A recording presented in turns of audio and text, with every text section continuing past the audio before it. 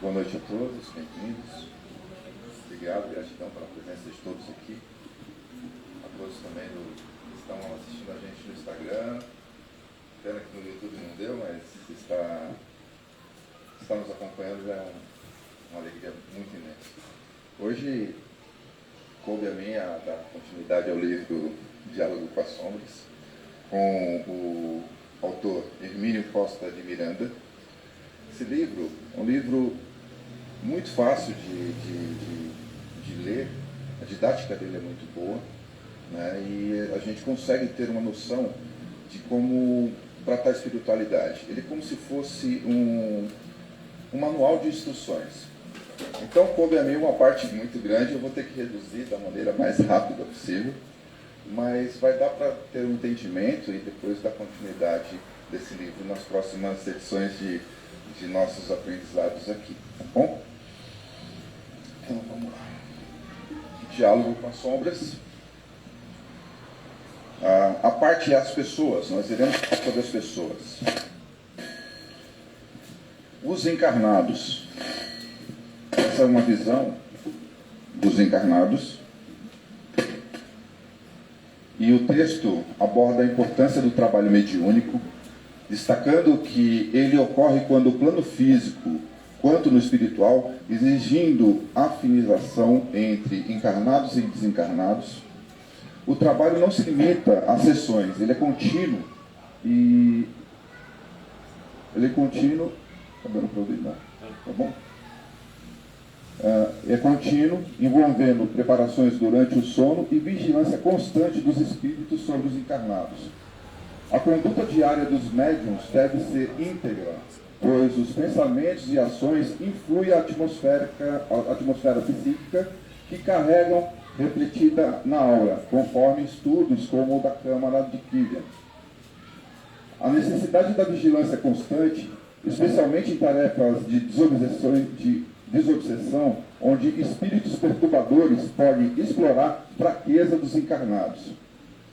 A harmonia e a sincera afeição entre os membros do grupo mediúnico são essenciais para o sucesso do trabalho, evitando desentendimentos que podem ser explorados por espíritos desarmonizados. É importante manter a conduta equilibrada, evitando comportamentos negativos que possam atrair influências espirituais prejudiciais.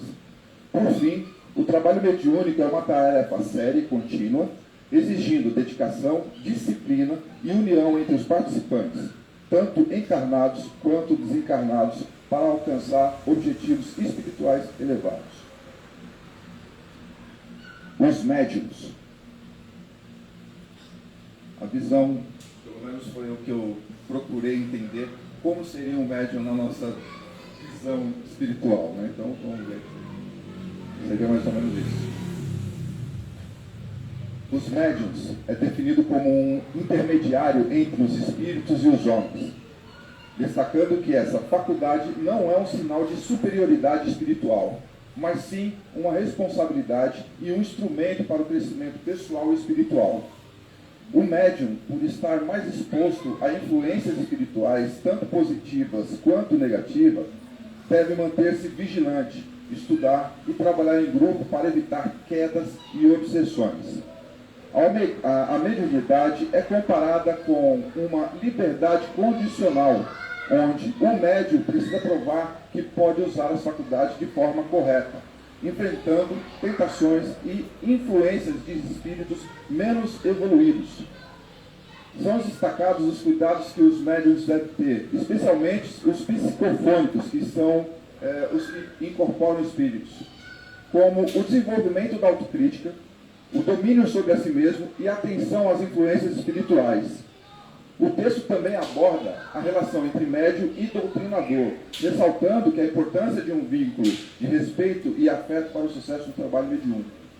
Por fim, o texto recomenda a leitura essenciais para o estudo da mediunidade, como de Allan Kardec, André Luiz e outros autores espíritos. Reforçando que a mediunidade é uma faculdade complexa e que exige estudo contínuo, humildade e respeito. O doutrinador. Essa parte do doutrinador, a visão que nós temos é entre o espírito, entra o doutrinador e o médium. Então, o doutrinador é responsável por dialogar com espíritos desencarnados que buscam ajuda e esclarecimento. No entanto, o doutrinador não deve se colocar como um mestre ou supremo sacerdote, mas sim como um trabalhador que auxilia com humildade e amor. Algumas das principais qualidades necessárias de um doutrinador inclui formação doutrinária sólida, conhecimento profundo da doutrina espírita, familiaridade com o Evangelho, compreensão dos ensinamentos de Jesus, autoridade moral, não baseada em superioridade, mas em respeito e exemplo, uma fé inabalável, confiança nos princípios espíritas e na ajuda dos espíritos superiores, amor e caridade, capacidade de amar e ajudar sem julgamentos, mesmo os espíritos mais perturbados. Outras qualidades desejáveis são a paciência, sensibilidade, tato, energia, a vigilância, a humildade, destemor e a prudência. O doutrinador ele deve estar preparado para lidar com situações desafiadoras, como espíritos agressivos e intelectualmente superior, sempre mantendo a serenidade e o foco no auxílio. Lembrando que o doutrinador ele não age sozinho, mas com o apoio dos espíritos superiores, e com a sua função é de serviço, sem buscar reconhecimento ou glória. A tarefa é árdua e requer dedicação, mas é essencial para o processo de desobsessão e ajuda aos espíritos necessitados.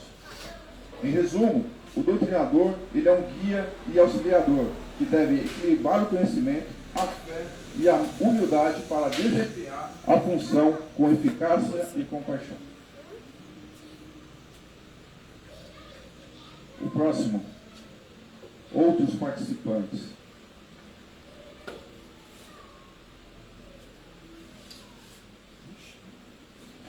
Bom, entre os outros participantes, o texto ele discute a importância dos participantes sem mediunidade ostensiva.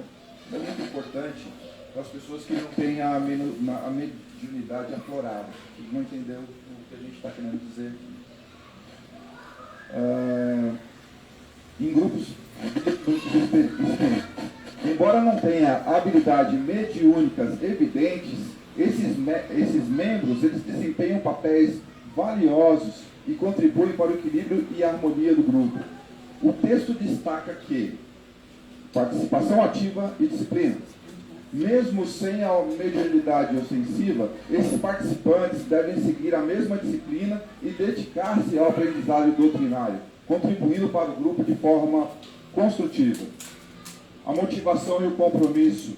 É essencial que esses membros estejam verdadeiramente interessados no trabalho sério e contínuo. Não é apenas movido por curiosidade ou busca por fenômenos espetaculares. O papel vibratório e de apoio. Eles fornecem recursos vibratórios importantes, ajudando a manter o ambiente e a harmonia com segurança também. Sua presença é valiosa, mesmo que não percebam diretamente a sua contribuição. Desenvolvimento gradual de mediunidade, de alguns podem desenvolver habilidades mediúnicas ao longo do tempo, como a vidência, a intuição ou até mesmo a capacidade de dar passes. No entanto, isso requer paciência, estudo e dedicação. Humildade e paciência. É importante que esses participantes não se sintam inúteis ou desanimados por não terem a mediunidade ostensiva. A sua contribuição, mesmo que discreta, é essencial para o grupo. Exemplo pessoal. O texto relata a experiência de alguém que, após anos de participação silenciosa, ela foi chamada para assumir a função de doutrinador, mostrando que o tempo de observação e aprendizado pode preparar para responsabilidades futuras. Importância de dirigente.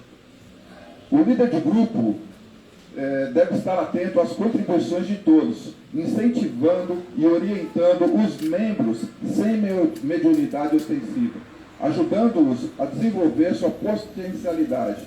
Em resumo, todos os membros de um grupo mediúnico têm o seu valor, independentemente de possuir ou não a mediunidade ostensiva. A humildade, a paciência e a disposição para servir, elas são fundamentais.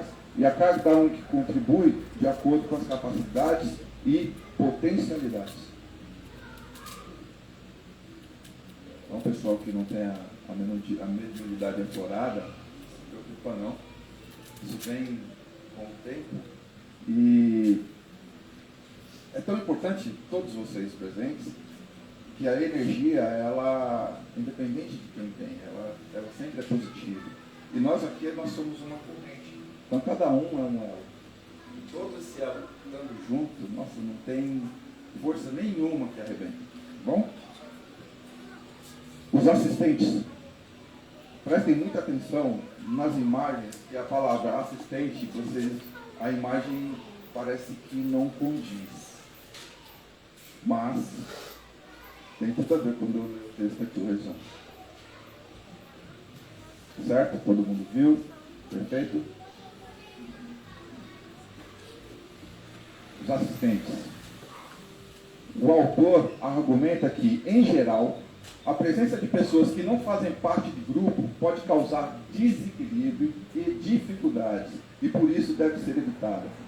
Aqui estão os principais pontos. Primeiro, motivo para a presença de assistentes. Muitas pessoas procuram grupos mediúnicos por curiosidade, busca de cura ou desespero diante de alguma perda. No entanto, sua presença nem sempre é benéfica. 2. Risco da presença de estranhos. A presença de pessoas perturbadas ou obsidiadas pode introduzir fatores de desequilíbrio no grupo, especialmente porque muitas delas têm mediunidade desgovernada, o que pode causar perturbações. Exceções. Em casos excepcionais, a presença de algumas pessoas podem ser permitidas, mas apenas sob orientação direta de mentores espirituais e em situações específicas, como quando é necessário um contato direto com o espírito manifestante. Problemas éticos. O trabalho mediúnico envolve revelações íntimas sobre a vida das pessoas, o que exige discrição e respeito. A presença de estranhos pode expor essas informações de forma inadequada. Experiências negativas. O autor relata casos que a presença de pessoas estranhas causou dificuldades nas sessões, como desarmonia e interrupções no fluxo normal de trabalho. A regra geral, o autor recomenda que, como regra, o grupo mediúnico não permita a presença de pessoas estranhas, mantendo o sigilo e a inscrição necessária para a harmonia e segurança das tarefas. Em resumo, o texto defende que a presença de assistentes ou pessoas estranhas em grupos mediúnicos deve ser evitada, ao menos que haja recomendações explícitas dos mentores espirituais. A prioridade é manter a harmonia, a discrição e a segurança do trabalho mediúnico. Pessoal, principalmente as pessoas que estão pela primeira vez ou pela segunda vez, isso que nós estamos falando é sobre tratamento mediúnico. Isso não quer dizer que a pessoa não possa vir à nossa casa. Tem uma grande diferença. As pessoas que estão obsediadas, as pessoas que estão com problemas de cura, as pessoas que estão com situações mentais, financeiras, né, algum tipo de crise, o melhor lugar também é a casa de oração. E depois disso, nós fazemos o nosso trabalho mediúnico. Então, não confunda o nosso serviço mediúnico com o nosso trabalho espiritual dentro da casa de oração. Perfeito? Renovação do grupo.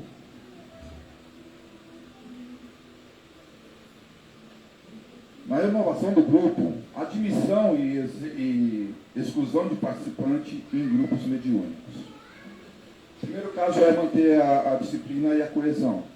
Se um membro se tornar fonte de perturbação, pode ser afastado temporária ou definitivamente, mas sem perseguições ou medidas autoritárias. A disciplina deve ser consciente e respeitosa, pois o grupo deve ser exemplo de solidariedade para os espíritos necessitados. Os critérios para a admissão dos novos membros é: se o grupo já atingiu o número máximo, não deve aceitar mais participantes, mesmo os que são bem intencionados. Caso haja vagas, é preciso uma avaliação criteriosa do candidato. Primeiro, a motivação. Ele busca crescimento ou é apenas curiosidade? A personalidade é equilibrado, leal, disciplinado? Tem base doutrinária e experiência? Mediunidade? Já possui alguma faculdade desenvolvida? A decisão ela deve ser coletiva, não imposta por uma única pessoa. Como o candidato deve se comportar? Deve estar disposto a contribuir, não apenas a receber benefícios. Se perceber resistência à sua entrada, deve recuar com humildade e aguardar uma nova oportunidade. Uma vez admitido, deve se integrar gradualmente, evitando críticas negativas e oferecendo sugestões, contato e respeito. Renovação e adaptação do grupo. O grupo não deve ser fechado demais, permitindo renovações necessárias em métodos e membros. Deve-se estar aberto a correções e a ajustes, aprendendo com os erros e ouvindo as orientações dos mentores espirituais. A humildade e a vontade de aprender e melhorar são essenciais para o processo do trabalho. Conclusão.